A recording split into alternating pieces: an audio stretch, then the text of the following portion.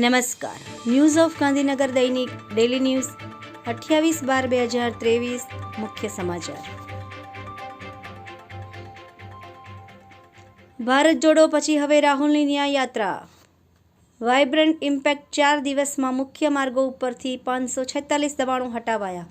ગુજરાતીઓ માટે એલર્ટ. નવા વેરિયન્ટ JN1 ના સૌથી વધુ કેસ ગુજરાતમાં. દેશમાં કુલ 109 એક્ટિવ કેસ.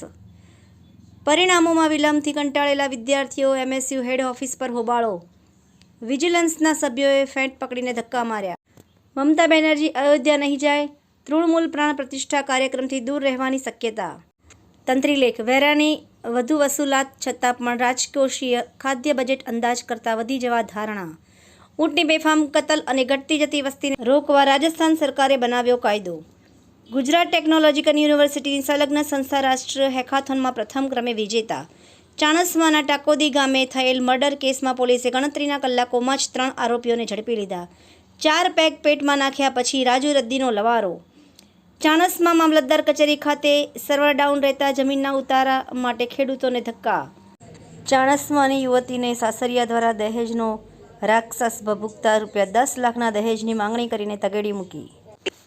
એનોજી સાહિત્ય સરિતા ગ્રુપ. વિષય મનપસંદ સ્વરચના ઉપર સાહિત્ય સર્જકોની ખૂબ જ સુંદર રચના.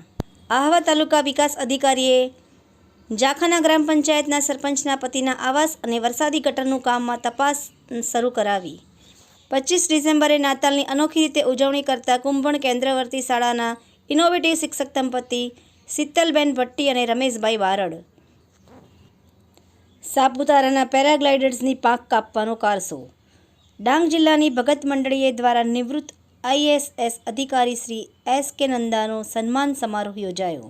સરકારી વિનય કોલેજ અમીરગઢમાં ઉદિશા પ્લેસમેન્ટ અંતર્ગત positive attitude interpersonal skill interview skill પર વ્યાખ્યાન યોજાયું. વિધાનસભાના અધ્યક્ષ શ્રી શંકરભાઈ ચૌધરીના હસ્તે મેમોગ્રાફી વાનનો પ્રારંભ.